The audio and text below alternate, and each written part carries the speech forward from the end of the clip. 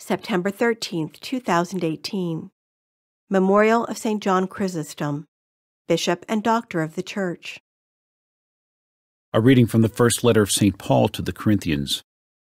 Brothers and sisters, knowledge inflates with pride, but love builds up.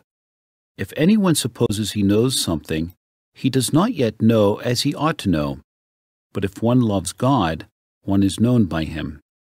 So about the eating of meat sacrificed to idols. We know that there is no idol in the world, and that there is no God but one. Indeed, even though they are so-called gods in heaven and on earth, there are, to be sure, many gods and many lords. Yet for us there is one God, the Father, from whom all things are and for whom we exist, and one Lord, Jesus Christ, through whom all things are and through whom we exist.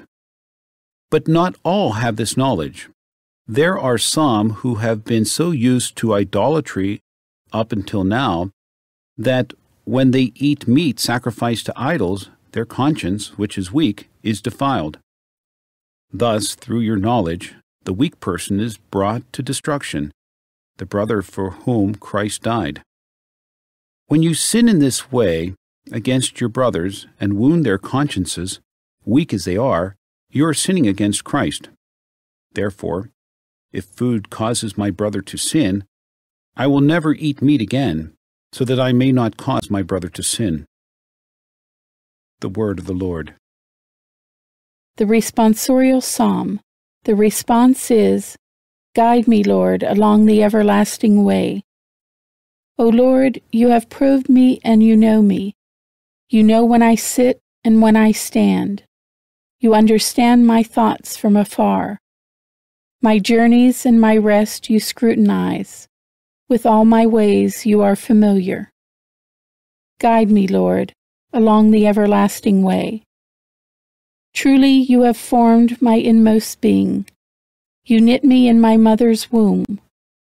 I give you thanks that I am fearfully, wonderfully made. Wonderful are your works. Guide me, Lord, along the everlasting way.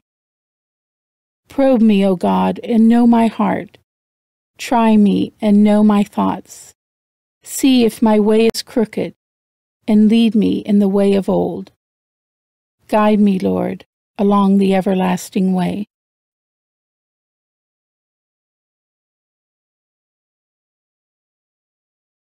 A reading from the Holy Gospel according to Luke. Jesus said to his disciples, "To you who hear I say, love your enemies, do good to those who hate you, bless those who curse you, pray for those who mistreat you. To the person who strikes you on one cheek, offer the other one as well. And from the person who takes your cloak, do not withhold even your tunic. Give to everyone who asks of you, and from the one who takes what is yours, do not demand it back. Do to others as you would have them do to you. For if you love those who love you, what credit is that to you? Even sinners love those who love them. And if you do good to those who do good to you, what credit is that to you?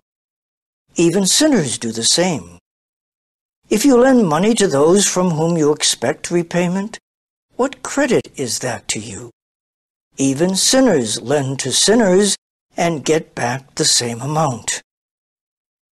But rather, love your enemies and do good to them, and lend expecting nothing back.